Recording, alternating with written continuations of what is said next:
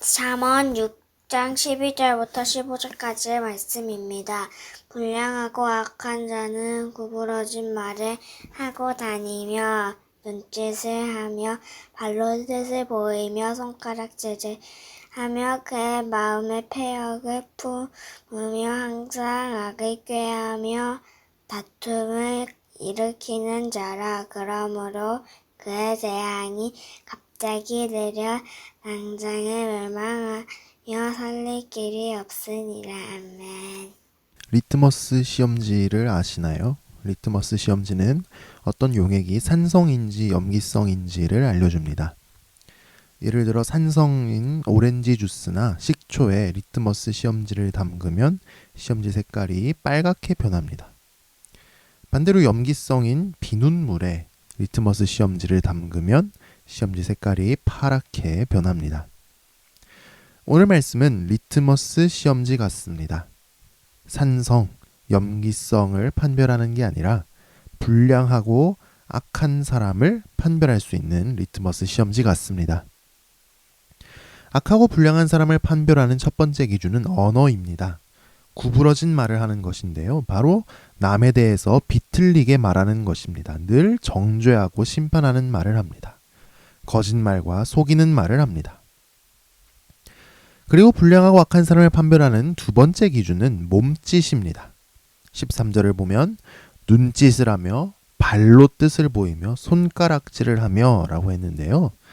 우선 눈짓은 상대방을 노려보고 째려보는 것입니다. 눈을 찌푸리고 홀기는 것입니다. 그래서 겁을 주거나 폭력을 행사하는 것입니다. 발로 뜻을 보인다는 것은 그 뜻으로는 이게 발을 비빈다는 말인데 두 발을 서로 비비든지 아니면 발을 땅에다 비비든지 해서 어떤 적대감을 나타내거나 폭력 행사를 경고하는 것입니다. 또는 누군가를 향해서 폭력을 행사하도록 자신의 무리에게 사인을 주는 것으로 보입니다.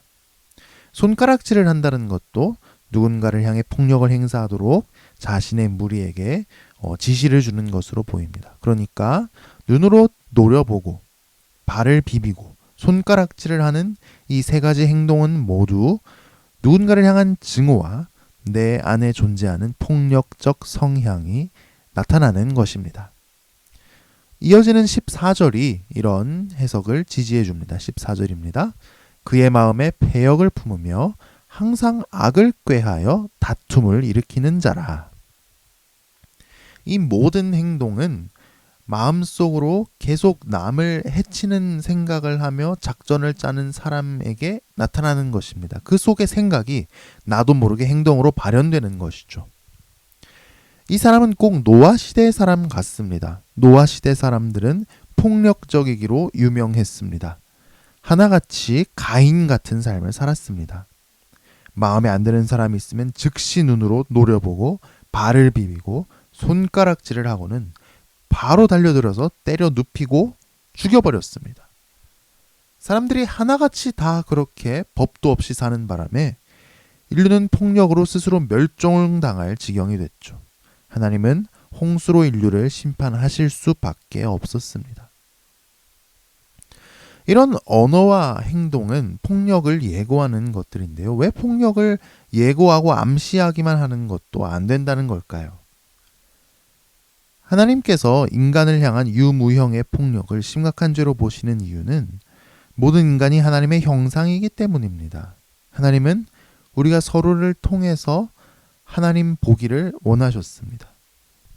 그런데 서로가 하나님의 형상인데 서로를 통해 하나님을 보면서 서로를 향해 유무형의 폭력을 저지르는 것은 하나님에게 폭력을 저지르는 것과 같습니다. 그래서 심각한 죄가 됩니다. 그런데도 우리는 서로가 없어졌으면 하면서 서로를 없애고 싶어하는 폭력의 유혹을 받습니다. 가인처럼 말입니다. 죄로 우리가 타락하면서 우리 안에 존재하는 하나님의 형상이 망가졌기 때문이고 서로를 하나님 형상으로 볼 줄 아는 눈도 망가졌기 때문이죠. 단순한 욕심에 이끌려서 내가 남보다 돋보이고 싶은 유혹에 이끌려서 나는 너무 옳은데 너는 틀려서 폭력을 암시하는 언어와 행동을 서슴없이 행합니다.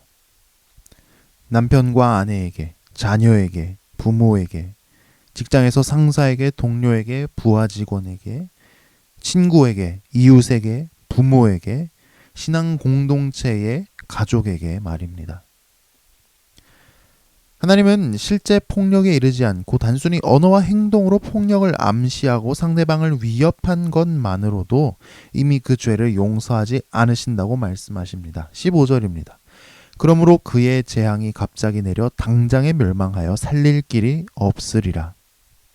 하나님께서 그 악하고 불량한 자를 갑작스럽게 파멸당하게 하십니다.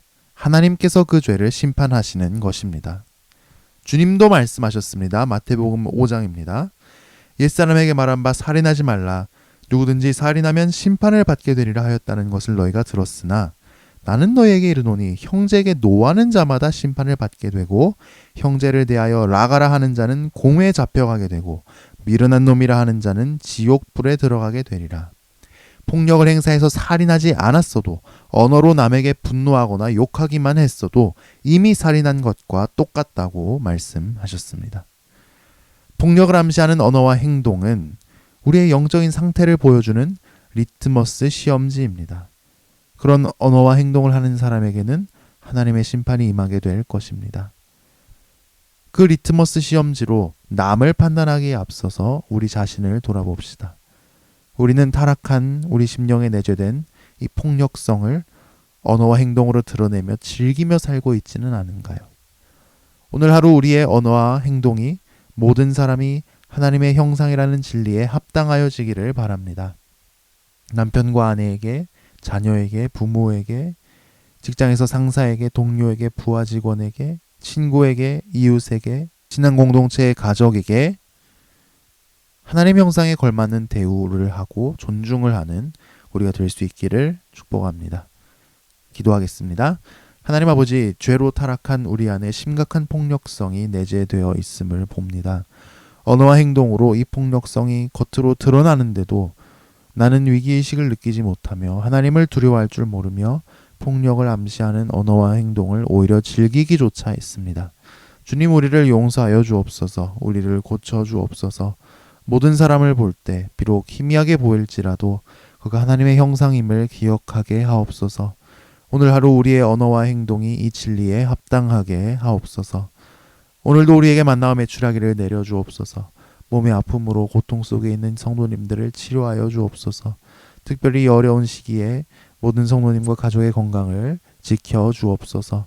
자녀들의 앞길을 인도하시고 비전을 주시고 하나님을 위해 살 수 있도록 하여 주옵소서. 성탄 예배가 준비되고 있습니다. 성탄을 통해 주님의 사랑을 더 깊이 느낄 수 있게 해주시고 우리도 다시 한번 신앙의 열정을 내서 주님을 더 뜨겁게 사랑하게 하옵소서. 교회가 늘 평안하기를 원합니다. 성령 하나님 다스려 주옵시고 복음의 능력이 교회를 통해 충만히 나타나도록 우리 모두가 각자 자리에서 섬길 때 역사하여 주옵소서. 예수님 이름으로 기도합니다. 아멘.